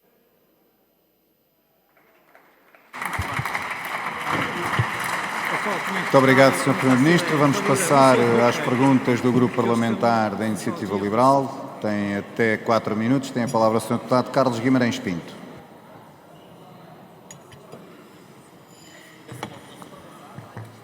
Muito obrigado, Sr. Presidente, Srs. Deputados, Srs. Membros do Governo, Sr. Primeiro-Ministro. Nós andamos há muitos anos a comparar-nos com outros países da União Europeia, a queixar-nos, com razão, de estarmos a ficar para trás, de sermos apanhados por países que há 20 anos eram muito mais pobres do que nós. Comparado com Portugal, o resto da União Europeia até pode parecer um paraíso de crescimento e desenvolvimento, mas não é. O mais deprimente nestas comparações de Portugal com a União Europeia é que a União Europeia está para o mundo como Portugal está para a União Europeia. Nos últimos 20 anos, o PIB da União Europeia cresceu menos do que o dos Estados Unidos, menos do que o Canadá, menos do que a China, menos do que a Índia, menos do que a Austrália, até menos, infelizmente, do que a Rússia. Portugal não é só um país a atrasar-se, é um país a atrasar-se dentro de uma União Europeia que também se atrasa no mundo. A União Europeia atrasa-se porque prefere afogar a economia em regulação, não dando espaço ao risco e à inovação. A União Europeia, que tem 34% mais população do que os Estados Unidos, mas produz 33% menos riqueza. Tem 8 vezes menos empresas tecnológicas entre as 50 maiores, mas produz 10 vezes mais legislação.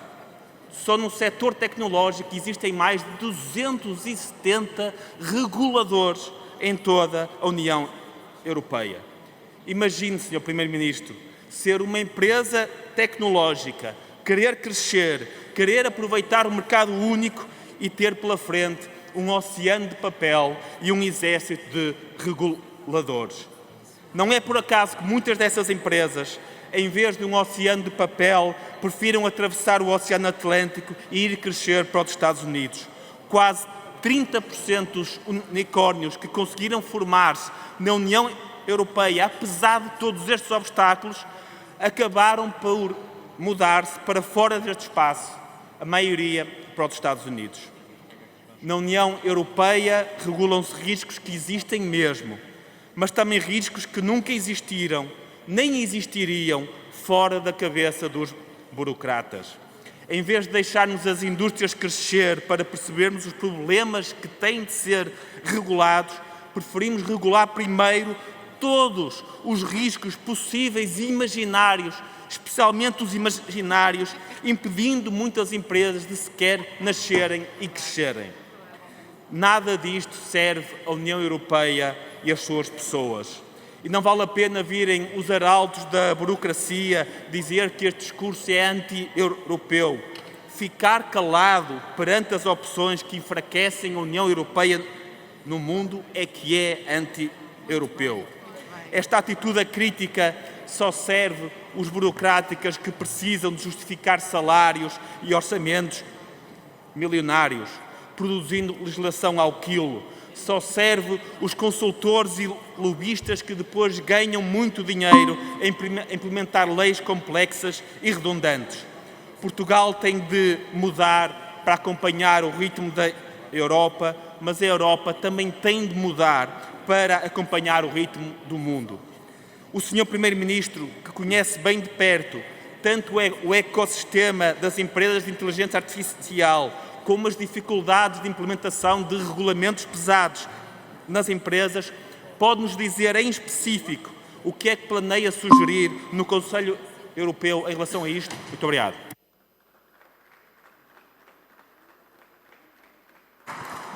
Para responder, até 4 minutos, tem a palavra o Sr. Primeiro-Ministro.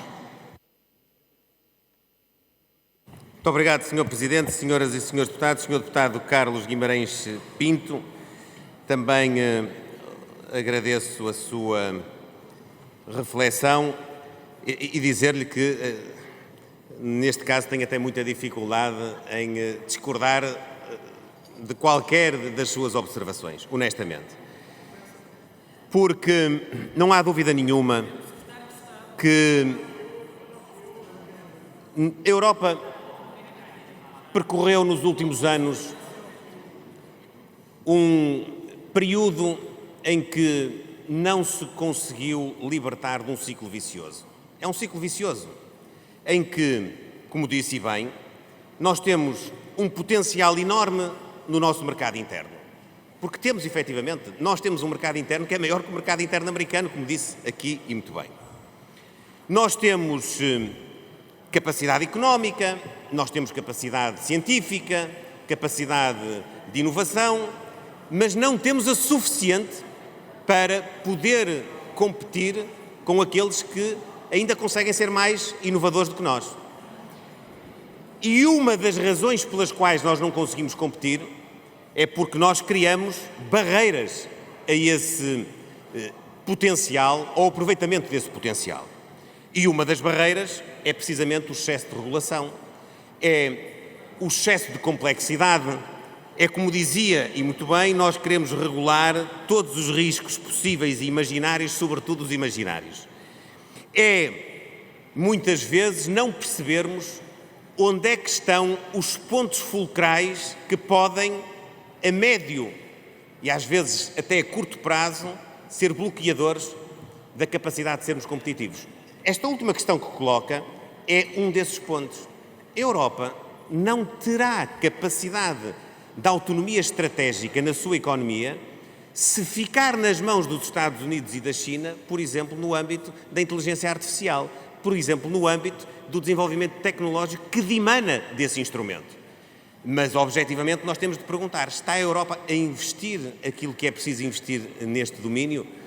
Nós, no governo português, estamos a fazer um investimento que é, à escala, aquele que podemos fazer. Mas a Europa não está a fazer. Há talvez um país na Europa que está um pouco mais desperto para esta temática do que os outros, que é a França, na União Europeia. Mas a União Europeia como um todo não está a entrar nesta, que é, neste momento, uma das matérias cruciais. Não é só para ser competitivo, é para ser autónomo, é para não estar dependente.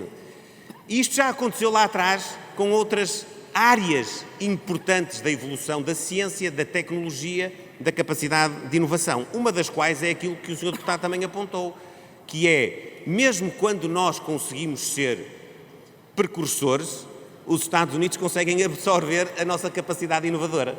Ou seja, nós não conseguimos criar um modelo de desenvolvimento que absorva a nossa capacidade de investigação e, ao mesmo tempo, retenha o nosso talento, a nossa qualificação e a própria estrutura produtiva. Nós não estamos a conseguir fazê-lo.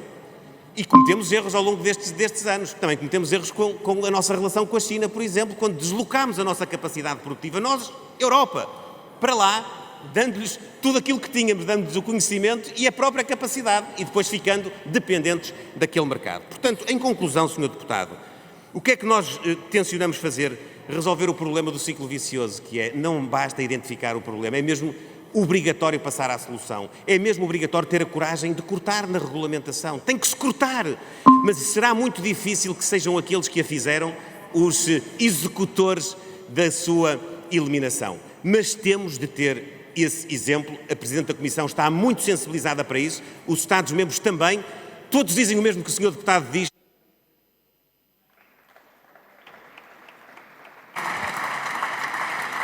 Muito obrigado, Sr. Primeiro-Ministro.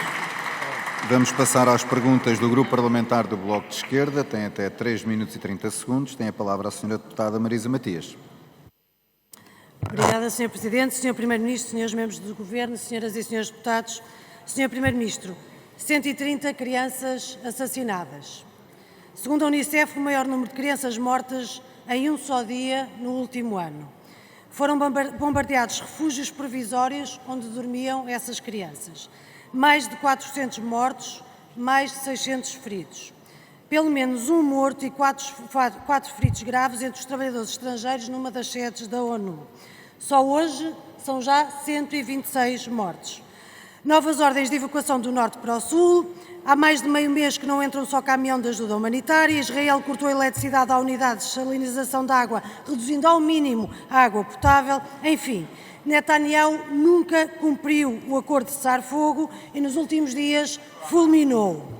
Henry Kissinger escreveu que Israel não tem política externa, só interna. Sabemos que Netanyahu atacou para garantir que se mantém no poder e para garantir o regresso de Ben-Gvir e o apoio da ultradireita confessional. Israel não cumpriu um só dos compromissos internacionais ao longo da sua história e nunca prestou contas ou pagou por isso. É uma falta acumulada de consequências políticas ou legais que nos traz aqui. E é isso que permite que hoje Israel possa pôr em prática um genocídio aos olhos do mundo. Desde o início do cessar-fogo, que o cessar-fogo nunca foi um cessar-fogo. Apenas um israelita foi morto em Gaza, um empreiteiro que foi morto pelo exército israelita que o confundiu com o palestiniano, mas antes da noite de segunda-feira foram mortos 150 palestinianos e não estou a contar com os que foram mortos na Cisjordânia.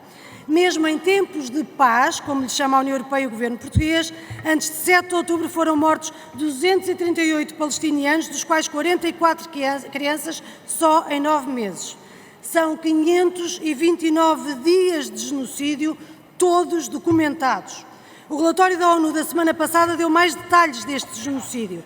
Assassinato de mulheres grávidas, destruição do centro de PMA com 4.000 embriões, guerra até à capacidade de reprodução dos palestinianos. A ONU classificou-os de atos genocidas. O mesmo relatório fala da destruição de 83% de toda a vida vegetal, 80% das terras agrícolas, 95% do gado, 80% das infraestruturas de água e saneamento, além das casas, escolas, hospitais, igrejas e mesquitas.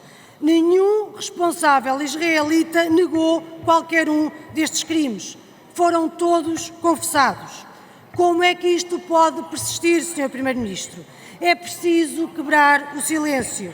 E quebrar o silêncio é agir, com sanções e com embargo de armas. Quebrar o silêncio não é apenas lamentar a morte de civis. E por isso pergunto, Sr. Primeiro-Ministro, está o Governo português finalmente disponível para quebrar o silêncio, seja em Portugal, seja no Conselho Europeu?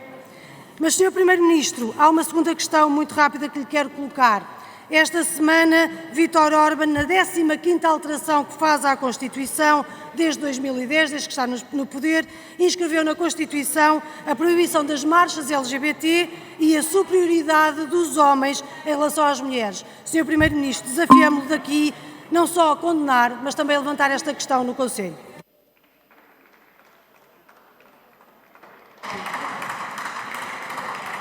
Para responder, tem a palavra o Sr. Primeiro-Ministro, tem até 3 minutos e 30 segundos também. Muito obrigado, Sr. Presidente, senhoras e senhores deputados, Sra. Deputada Marisa Matias. Eu queria aproveitar a questão que colocou também para responder ao Sr. Deputado João Paulo Rebelo, que a tinha suscitado, eu, na altura, por, me ter esquecido e ter concentrado a resposta noutros temas que quer ele, quer a Sra. Deputada Ana Sofia Antunes suscitaram, acabei por não conseguir referir-me também ao tema e, portanto, aproveitar a resposta à questão que coloca para também consubstanciar a resposta que me tinha já sido colocada por altura da pergunta do Partido Socialista ou das perguntas do Partido Socialista. Os ataques que Israel tem feito em Gaza são preocupantes e mereceram a condenação do governo português desde a primeira hora e, portanto, eu quero aqui reiterar que não temos, a esse propósito, silenciado coisa nenhuma. Nós temos, de facto, feito essa condenação. Temos apelado e reiteramos a que se respeitem os termos do acordo de cessar-fogo e que se possa passar mesmo à segunda fase desse acordo. Que possa existir um fim imediato de todas as hostilidades, que possa assegurar-se a proteção dos civis, que possa restaurar-se o acesso pleno e total à ajuda humanitária e a libertação de todos os reféns. Temos também sido insistentes no apoio à execução do Plano de Recuperação e Reconstrução de Gaza, aprovado na Cimeira Extraordinária da Liga Árabe no passado dia 4 de março, no Cairo. E temos também sido proativos num apelo à responsabilidade de todas as partes para garantir um acesso total, rápido, seguro, ininterrupto da ajuda humanitária, em larga escala, ao povo palestiniano, permitindo também que as organizações internacionais operem de forma eficaz em Gaza, no cumprimento, de resto, pelo direito internacional humanitário. Temos, por isso, estado muito focados naquilo que nos parece essencial, que é o cumprimento do acordo de cessar-fogo e o apoio àquela que tem sido sempre a nossa posição da solução dos dois Estados, defendendo, portanto, a coexistência de um Estado de Israel com um Estado da Palestina e, com isso, logrando alcançar também o pleno respeito pelo direito internacional. Foi, de resto, no âmbito de todas estas mensagens e todo este posicionamento que o nosso Ministro de Estado e dos Negócios Estrangeiros, no passado mês de fevereiro, realizou uma visita ao Médio Oriente, onde nós, com todas as partes envolvidas e com todos os países que podem colaborar precisamente no alcançar todos estes objetivos, dissemos o mesmo a todos. Não tivemos duas palavras consoante os interlocutores que estavam diante de nós. Tivemos ocasião de defender todos estes princípios, quer perante as autoridades israelitas, quer perante as autoridades palestinianas, quer perante todos os Estados que têm um envolvimento mais próximo na região. E é isso também que temos feito no âmbito da União Europeia, e é isso que vamos continuar a fazer amanhã, quando este assunto for também abordado na reunião do Conselho Europeu. Como tem sido isso também, coisa que nem sempre tem eco nas notícias em Portugal, tem sido também a pedra de toque dominante do nosso posicionamento na Assembleia Geral das Nações Unidas. Nós não temos tido outro posicionamento que não este.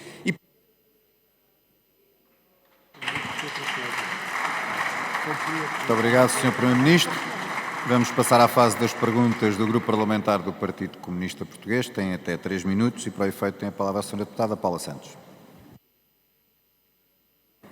Muito obrigado, Sr. Presidente, senhoras e senhores deputados, Sr. Primeiro-Ministro.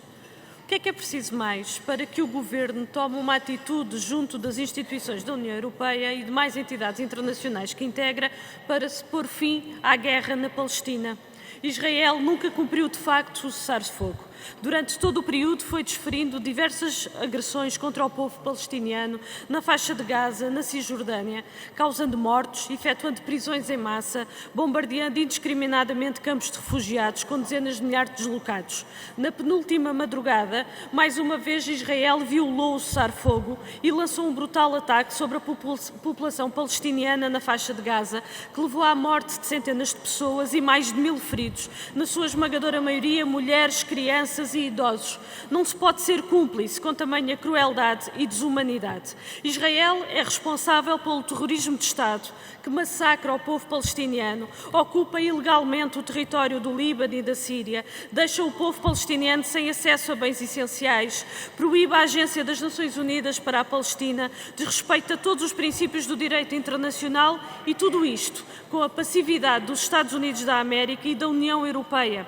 E, portanto, queria-lhe também perguntar, Sr. Primeiro-Ministro, se é desta que vai propor a suspensão do acordo União Europeia-Israel e se é desta que o Governo vai tomar medidas para resgatar os familiares de portugueses que estão na faixa de Gaza e salvar as suas vidas e se é desta que, de facto, vai adotar diligências para um cessar-fogo permanente, o acesso à ajuda humanitária e o cumprimento das resoluções das Nações Unidas, designadamente o reconhecimento do Estado da Palestina nas fronteiras de 1967, com capital em Jerusalém Oriental.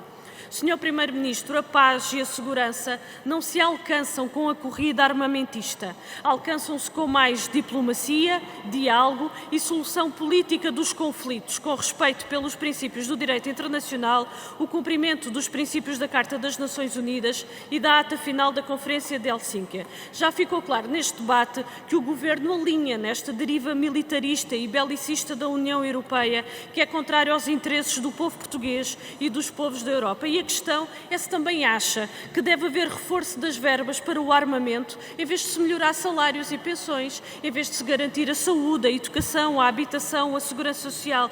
É que para os salários e as pensões e para os direitos há sempre todos os condicionamentos orçamentais, mas para os gastos militares já não há restrições, aliás, já nem se ouve falar em déficit nem em dívida. E isto diz muito das suas opções, que são a defesa dos interesses dos grupos económicos, da indústria do armamento, à custa da degradação das condições de vida das pessoas. E queríamos aqui relembrar, Portugal é um país soberano e que, de acordo com a Constituição, deve promover a paz e a cooperação. E é isto que o Governo deve pugnar, seja nas instituições da União Europeia, seja nas instituições em que participa.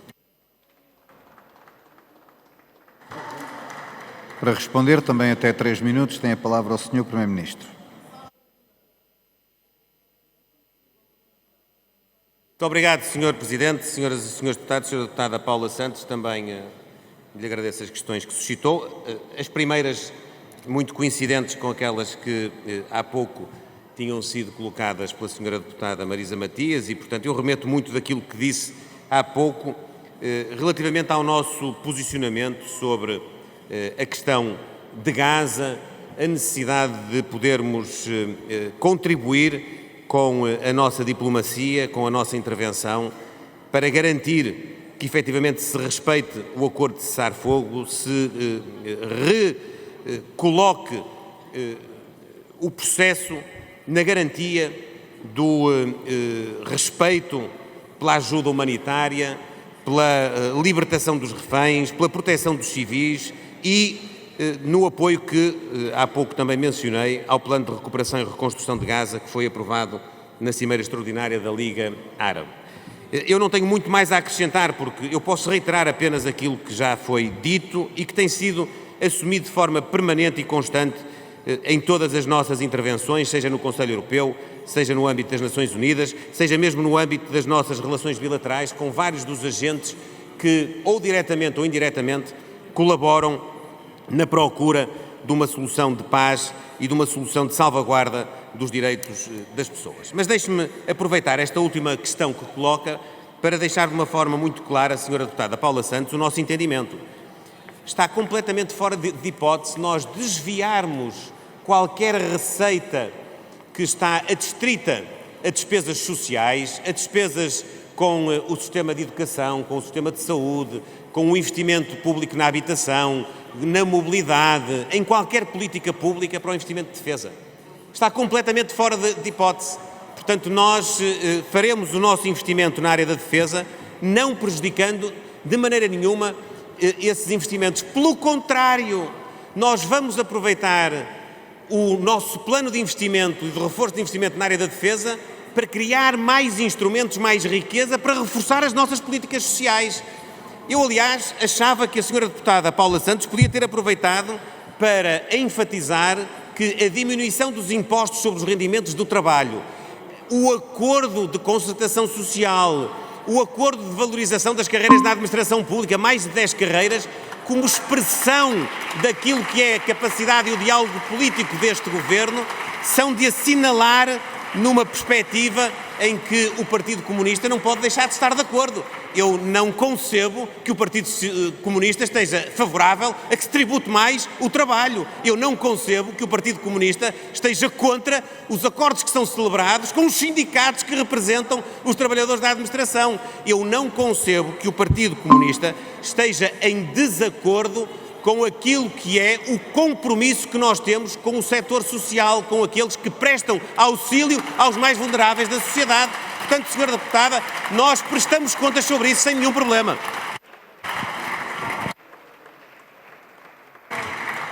Muito obrigado, Sr. Primeiro-Ministro. Vamos passar ao Grupo Parlamentar do LIVRE, que também tem até 3 minutos. Tem a palavra o Sr. Deputado Rui Tavares para perguntas. Muito obrigado, Sr. Presidente, caras e caros colegas, caros concidadãos nas galerias, Sra. Secretária de Estado, Srs. Ministros, Sr. Primeiro-Ministro. O Sr. Primeiro-Ministro disse há pouco, ou questionou-se há pouco, acerca de quanto vai durar este cessar-fogo sobre infraestruturas energéticas na Ucrânia, que tem estado a ser conversado entre os presidentes Trump e Putin. Eu creio que essa resposta já tivemos, porque já houve ataques de drones russos contra infraestruturas de energia da Ucrânia, mesmo no decurso dessas conversações. Infelizmente, nós sabemos ao que é que vai dar qualquer tipo de diálogo com o presidente Putin sobre possíveis cessar-fogos. Sabemos de 94, dos acordos de Budapeste, sabemos dos acordos de Minsk, sabemos de qualquer passo desta guerra. Não há boa fé na negociação de acordos de cessar-fogo, eles são acordos de cessar-paz, porque vão ser violados no primeiro momento de conveniência do presidente Putin, e o mesmo se deve dizer acerca do primeiro-ministro Netanyahu em Israel. Eu ainda estou à espera de ouvir palavras de condenação firme e fortes por parte do governo português que sejam equivalentes àquelas que vários responsáveis europeus já tiveram, sobre aquilo que basicamente é uma violação grosseira, que aliás nos prova que aqueles que falavam do genocídio no passado estavam errados. O plano de Netanyahu, o plano dos elementos mais extremistas e genocidas do governo israelita está perfeitamente em marcha, tem às vezes uma pausa quando lhes é politicamente conveniente, como foi na altura da tomada de posse de Donald Trump. E é por isso que não se entende a posição portuguesa acerca de protelar o reconhecimento da independência da Palestina. Ou mesmo que os argumentos fossem atendíveis aqui há umas semanas, a partir do momento em que o cessar-fogo é violado da forma brutal e desumana em que foi, neste momento o governo português deveria estar a seguir o que aliás é a opinião deste Parlamento, e já foi expressa no passado, e reconhecer a independência da Palestina. Ainda no que diz respeito à marcação da agenda política internacional, devo também dizer que espero que no próximo Conselho Europeu haja palavras de denúncia para o que se está a passar na Turquia, com a detenção do principal opositor a Erdogan, o presidente da Câmara de Istambul, Ekrem İmamoğlu, que foi preso hoje. Senhor Primeiro-Ministro, sobre questões de defesa europeia e como é que vamos financiar defesa europeia, eu gostaria de saber a posição do governo português sobre a possibilidade de emissão de dívida comum europeia para esse financiamento e a possibilidade de criação de um sistema de taxação, mesmo em cooperação reforçada, nos moldes daquele que propõe o economista Gabriel Zucman, em que uma taxação de apenas 2% sobre os mais ricos dos europeus daria 60 mil milhões, no mínimo, anuais para esses esforços. Acima de tudo, gostaria muito que o Governo dissesse o que já foi uma posição tomada neste Parlamento por proposta do LIVRE, que é que os 300 mil milhões de ativos russos que estão parqueados em jurisdições europeias sejam utilizados para o reforço da defesa da Ucrânia, e queria ouvi-lo tomar uma posição clara sobre esse assunto. Muito obrigado. para responder, também até 3 minutos. Tem a palavra o Sr. Primeiro-Ministro.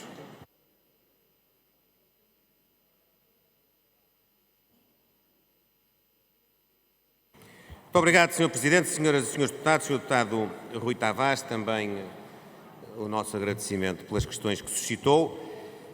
Relativamente à questão da Ucrânia, é verdade, nós não podemos deixar de ser honestos e partilhar, como eu tive a ocasião de dizer, que a nossa esperança de que o acordo de cessar-fogo possa ser, por um lado, alcançado e concretizado, muitas vezes esbarra com o realismo com que também olhamos, seja para comportamentos passados, seja para, enfim, o enquadramento que ao dia de hoje se pode dar a algumas das operações de que vamos tendo conhecimento no terreno. Em todo caso, há uma coisa que é inultrapassável. Um acordo de cessar-fogo implica a colaboração das partes envolvidas no conflito. E, portanto, nós teremos sempre um momento no qual é preciso acreditarmos que ambos os contundentes terão a boa fé de querer concretizar os princípios que estão subjacentes àquilo que acordam. E por isso acho que é mais prudente para quem quer promover um encontro e para quem quer promover um processo de paz não escalar antecipadamente uma projeção de incumprimento. E é isso que o governo português também fará.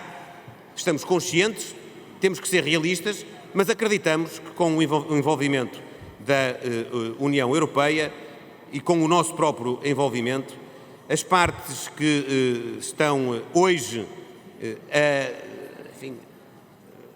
tentar aproximar posições podem efetivamente lograr ter êxito. É isso que nós temos de perspectivar. Evidentemente que um processo de paz implica também, necessariamente, garantias de segurança e implica estratégias de dissuasão futura. Ninguém tem ilusões quanto a isso. A paz não se alcança num dia e fica garantida ad eterno dali para a frente. A paz pressupõe medidas de salvaguarda e segurança para se conservar e pressupõe mais do que isso, medidas de dissuasão, de prevenção para o futuro. Agora, Sr. Deputado, deixe-me dizer-lhe que, relativamente ao tema do financiamento dos nossos investimentos em defesa, eu já tive a ocasião de dizer, sim, nós estamos favoráveis a uma emissão de dívida comum. É uma matéria que não está ainda consensualizada no âmbito do Conselho Europeu. Para já há um modelo inicial alternativo, que é o acesso a financiamento. Não é a mesma coisa, não é a mesma coisa. Nós ainda esperamos que no decurso das negociações nos próximos meses lá possamos chegar.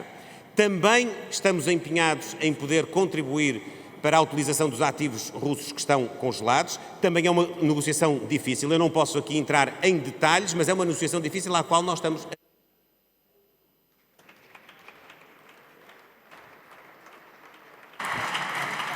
Muito obrigado. Vamos passar às perguntas do Grupo Parlamentar do CDS-PP, que tem até 2 minutos e 30 segundos. Tem a palavra o Sr. Deputado João Almeida.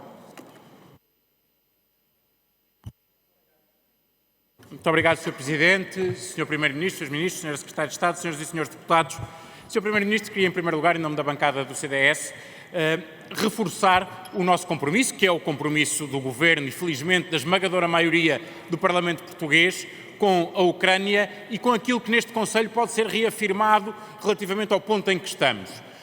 Na probabilidade ou iminência, desejamos, de um acordo de cessar-fogo, é muito importante reforçar a parte que apoiamos, designadamente reforçar a participação da Ucrânia nestas negociações e a participação da União Europeia também nas mesmas. Isso é central para que o acordo possa ter o mínimo de credibilidade e seja execuível.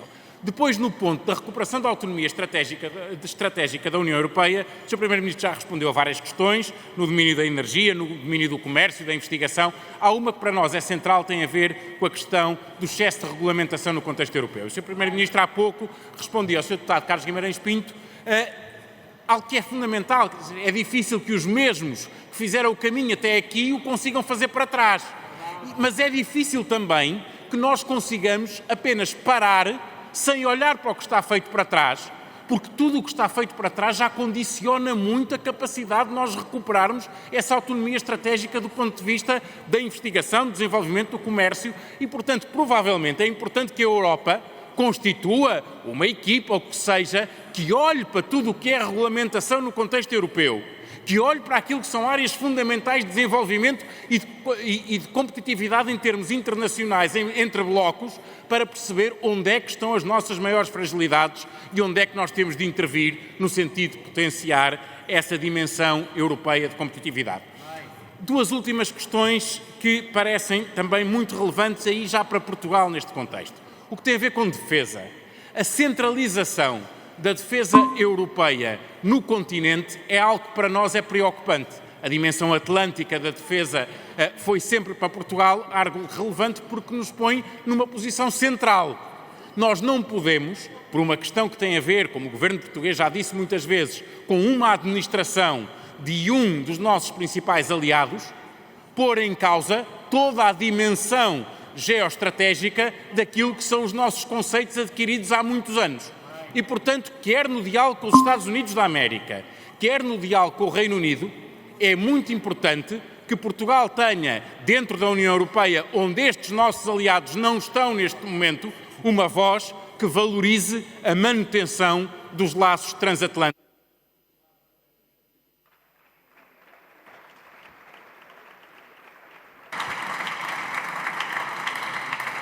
Também com 2 minutos e 30 segundos para responder, tem a palavra o Sr. Primeiro-Ministro. Muito obrigado, Sr. Presidente, senhoras e senhores deputados, Sr. Deputado João Almeida. A primeira questão que o Sr. Deputado abordou e coloca, não há dúvida que é desafiante para todos nós, é desafiante para os responsáveis das instituições europeias e é desafiante para todos os responsáveis políticos, aos mais diversos níveis de todos os Estados-membros. Eu não resisto a partilhar consigo uma reflexão que tenho feito noutras ocasiões e que é a seguinte: nós temos também de fazer uma introspeção.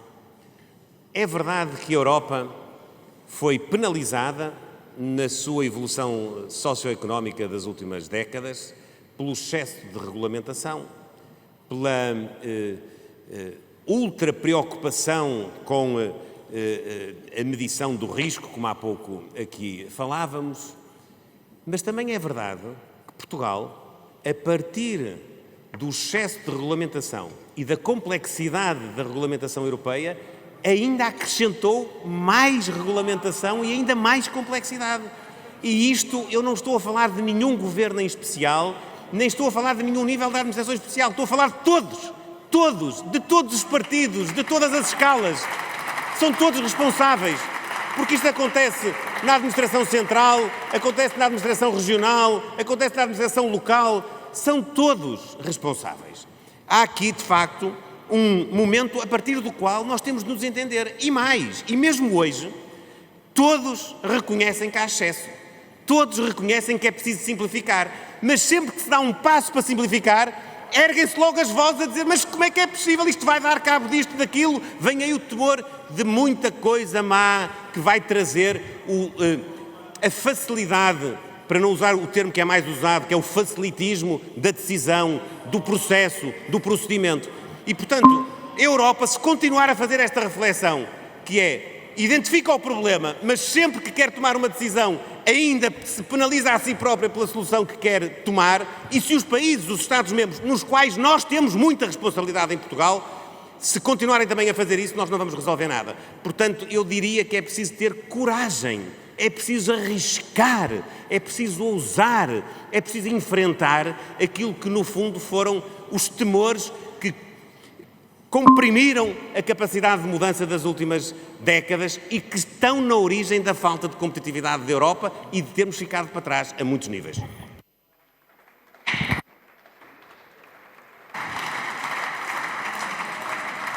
Passamos agora à Sra. Deputada Inês Sousa Real, do PAN. Tem até 1 minuto e 30 segundos para as perguntas. Muito Muito obrigada, Sr. Presidente, Sr. Primeiro-Ministro, restantes membros do Governo, Senhoras e Senhores Deputados.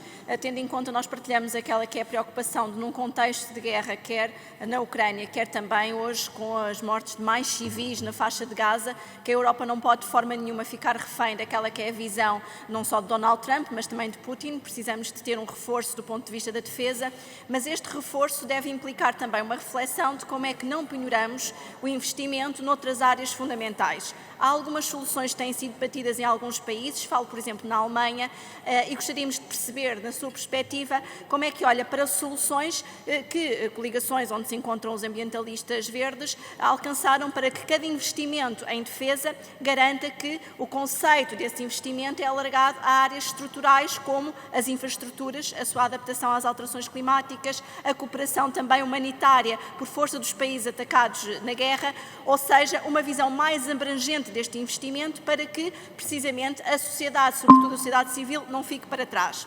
Nestes meus últimos 30 segundos, eu gostaria também que não só respondesse à questão da Hungria, este passo que foi dado atrás em relação aos direitos das mulheres e das pessoas LGBT é absolutamente inaceitável.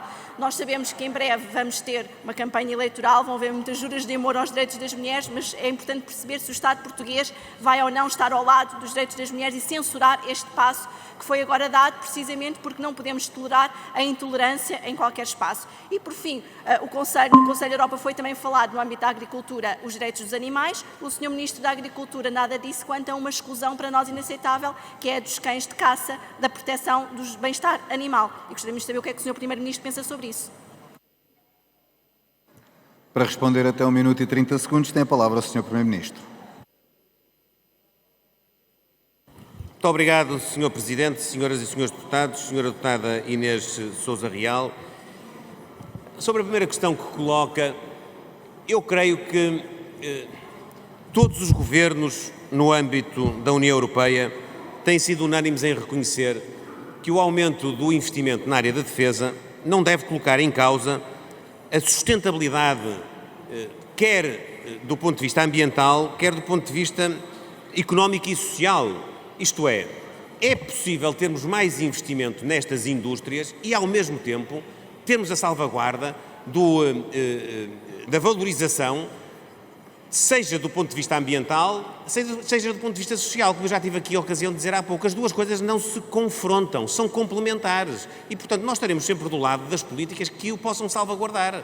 Não há aqui uma opção entre investir na defesa ou ser a favor da gestão das alterações climáticas e da sustentabilidade ambiental.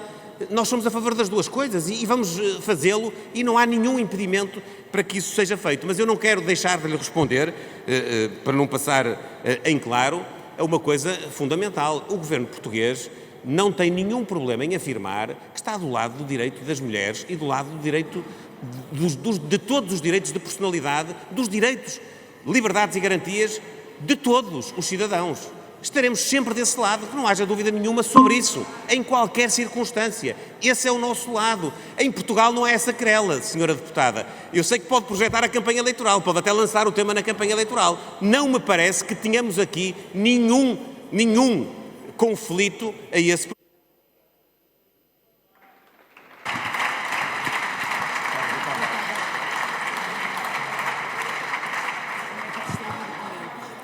Uma interpelação à mesa?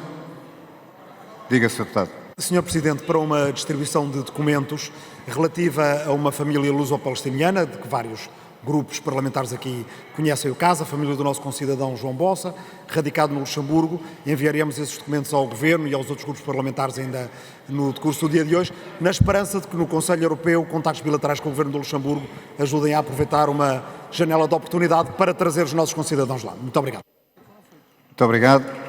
Chegamos ao fim da ordem de trabalhos do plenário de hoje e chegamos assim também ao fim desta legislatura na sua plenitude.